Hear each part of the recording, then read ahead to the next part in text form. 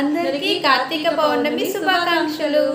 కార్తీక పూర్ణం రోజు 8 o'clockకి నేను ఇలా రెడీ అయిపోయి పలాస వెళ్తున్నానండి. మా మాయగారు వాళ్ళ సిస్టర్ ఏమో నోమిస్తున్నారు. సో నోము అందుకోవడానికి పలాస వెళ్తున్నాను మా రిలేషన్స్ అందరితో కలిసి.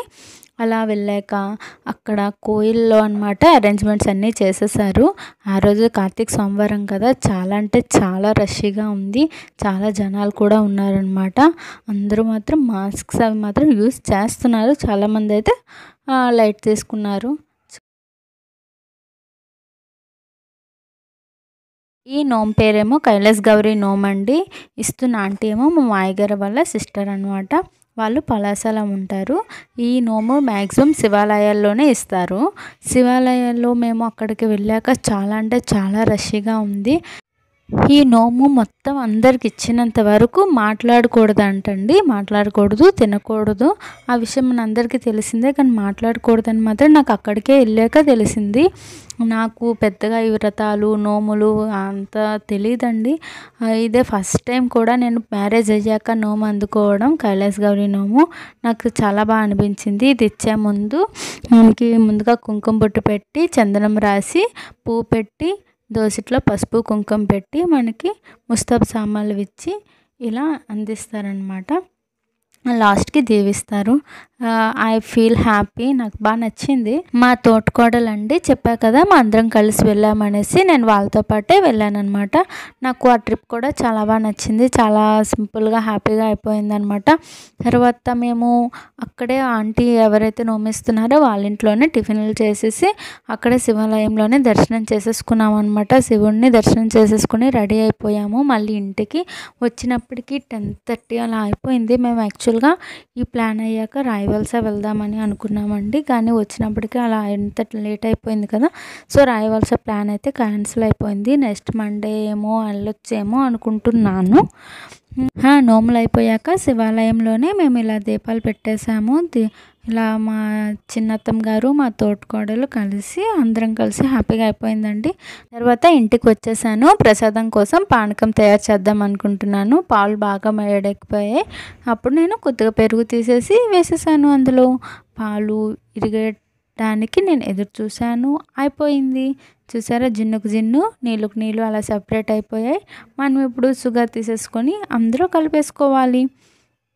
సింపుల్ కదా. ఈ పానకం అయితే నాకు చాలా బాగా ఇష్టం అండి. పానకం కూడా ప్రసాదం కూడా రెడీ అయిపోయింది. ఇప్పుడు నేను ఈవినింగ్కి నక్షత్ర దీపాలు పెడదాం అనుకుంటున్నామండి. నేను మా తోటగాడులు అండ్ మా అత్తమ్మ అందరం కలిసి పెడదాం అనుకుంటున్నాం. సో నక్షత్ర దీపాలు చేయడానికి మేము ఇలా ప్రొసీజర్ స్టార్ట్ చేసేసాను.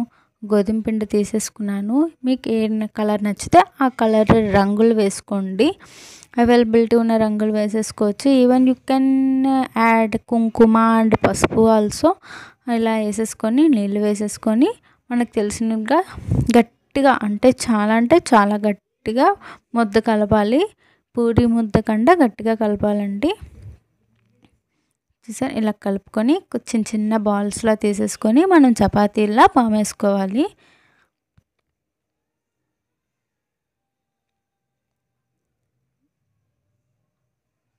మరి పల్చగా పామకూడదండి, కొద్దిగా దలసరైతే ఉంచాలన్నమాట. ఇలా ఇలా పెద్ద క్యాప్ తీసుకొని ఒక బాటిల్ క్యాప్ కానీ ఏదైనా ఈ సైజ్ క్యాప్స్ తీసేసుకొని మనం ఇలా మార్కులు ఇచ్చేయాలన్నమాట. రౌండ్ మార్క్స్ ఇచ్చేసామనుకో ఎడిషనల్దంతా బయటకు వచ్చేస్తుంది. ఇది మనం సింగిల్గా తీసేసుకొని నక్షత్ర షేప్లో మనం సిద్ధలు తయారు చేసేసుకుందాం. చూడండి ఎంత సింపుల్. ఇలా 5 times ఇలా ఫోల్డ్ చేసేసుకుంటే మనం నక్షత్ర షేప్ వచ్చేస్తుంది. స్టార్ షేప్ అనమాట. ఎంత బాగుంది కదా, సింపుల్గా ఈజీగా. ఫైనల్లీ ఇలా అన్నీ రెడీ చేసేసామన్నమాట. ఆల్మోస్ట్ నక్షత్ర దీపాలంటే మనకి ఎన్ని స్టార్స్ ఉన్నాయి, 28 కదా. ఆల్మోస్ట్ 90 అలా తయారు చేసేసాము. ఇలాగా కొద్దిగా టైం అయితే పట్టింది, కానీ మేము పెడదాం అనుకున్నాం కదా. సో ఫైనల్లీ ఇలా వెళ్ళిపోయాము. మేము నరసింహస్వామి టెంపుల్కి వెళ్ళామండి. అక్కడ ఇలా స్టార్ వేసేసి దాని మీద ఇలా దీపాలు పెట్టేసామన్నమాట. ఇలా అరేంజ్ చేసేసుకొని మేము మా ముగ్గురం కలిసి పెట్టేసుకుంటున్నాము నక్షత్ర దీపాలు.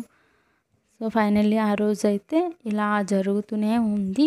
ఏదో బిజీ స్కెడ్యూల్ అనమాట. వీడియో తీసిన క్రెడిట్స్ అయితే మా తోటికోడలు కూతురుంది కదా, జనితకి ఇచ్చేస్తున్నాను, లేకపోతే అలిగేస్తుంది అది.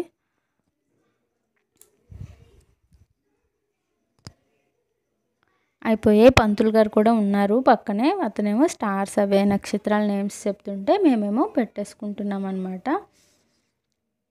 మాతో పాటు చాలామంది వచ్చారు గుడికి. చాలామంది చుక్క చూసి భోజనాలు చేస్తారన్నమాట. మా అత్తమ్మ కూడా ఆ రోజు చుక్క చూసి భోజనం చేశారు. ఫైనల్లీ లుక్ అయితే ఇది. ఆ రోజంతా ఇలా జరిగిందండి. మీకు ఎలా జరిగింది నాకు త్వరగా చెప్పేయండి. ఈ వీడియో కానీ మీకు నచ్చినట్టయితే లైక్ చేసి, షేర్ చేసి, సబ్స్క్రైబ్ చేయండి. Thank you so much for watching.